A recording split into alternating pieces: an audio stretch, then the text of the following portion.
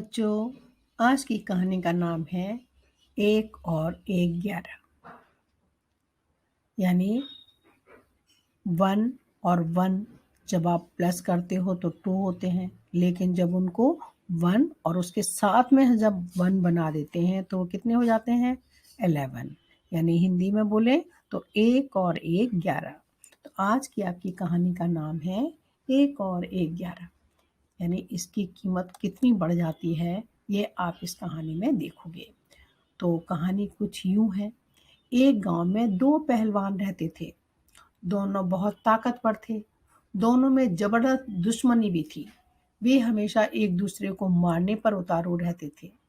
इस कारण गांव में बहुत दहशत फैली रहती थी, क्योंकि लड़ाई करते वक्त उन दोनों के बीच जो भी आता उसकी भी खूब पिटाई होती। डर से लोगों ने उस रास्ते से जाना भी बंद कर दिया था। गांव के लोग सुकून से न रहकर भय के माहौल में जी रहे थे। पता नहीं कौन कब पिट जाए या कब किसका हाथ पैर टूट जाए।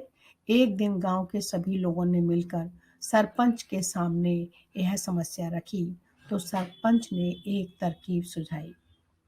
उसने कुछ बाहर के लोगों को बुलाकर गांव पर आक्रमण करवा दिया। वे लोग गांव को तहस-नहस करने लगे, लोगों को मारने पीटने लगे। वे लोग सबको गंदी-गंदी गालियां दे रहे थे, सभी को ललकार कर चेतावनी दे रहे थे। बच्चे भयभीत होकर घरों में छुपे थे, जवान भी बाहर निकलने की हिम्मत नहीं जुटा पा रहे थे। गांव में कोहराम मच गया। सभी डरे सहमे से चुपचाप गांव को बर्बाद होने का तमाशा देख रहे थे। तभी सरपंच ने दोनों पहलवानों को ललकारा कि क्या तुम दोनों अपने गांव को लोगों को इसी तरह डरे सहमे देखना चाहते हो? यह अच्छी बात नहीं। तुम लोगों में जो शक्ति है, बल है, उसका प्रयोग लोगों की भलाई व गांव की भलाई में लगाओ। यदि तुम आपस में लड़ते रहोगे तो तुम्हारा किसी भी काम में लाभ नहीं होगा। तुम्हारा बल किसी काम में नहीं आएगा। संगठित होकर रहोगे तो तुम एक और एक 11 हो जाओगे, अन्यथा एक और एक कटकर शून्य भी हो जाओगे। सब तुम्हारी दुश्मनी का फायदा उठाएंगे, जैसे आज हो रहा है। दोनों पहलवान बाहरी लोगों पर टूट पड़े, मार मार कर लोगों का बुरा हाल कर दिया। जिस पर भी हाथ पड़ जाता वह उठ नहीं पाता। वे लोग भागने लगे। यह देखकर लोगों में उत्साह भर गया। वे भी घरों से बाहर निकल आए और बाहरी लोगों को मारने लगे। जिसके जो हाथ पड़ा वह वही लेकर उनके पीछे दौड़ पड़ा।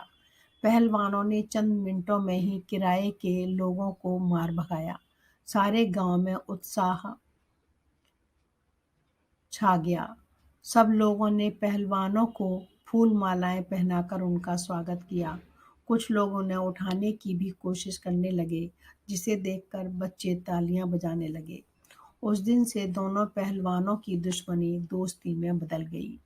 कुछ समय में ही गांव आसपास के गांव में सबसे उन्नत गांव बन गया। चारों ओर उस गांव की उन्नति के चर्चे होने लगे। दुश्मनी से हमेशा नुकसान होता है, जबकि दोस्ती से प्रगति के रास्ते खुलते हैं। उन पहलवानों ने अपनी देखरेख में एक छोटे बच्चों का दल बनाया, जिससे वे उचित प्रशिक्षण देकर भावी पहलवानों की जमात को तैयार करने लगे, जिससे भविष्य में भी कोई उनके गांव की ओर बुरी दृष्टि न डाल सके। उनके इन प्रयासों से उस गांव की उन्नति तो हुई ही, अन्य गांव भी उनसे प्रेरणा लेकर अपने अपने गांव को उन्नत बनाने का प्रयत्न करने लगे। अच्छा हुआ ना जब दुश्मनी दोस्ती में बदल जाती है।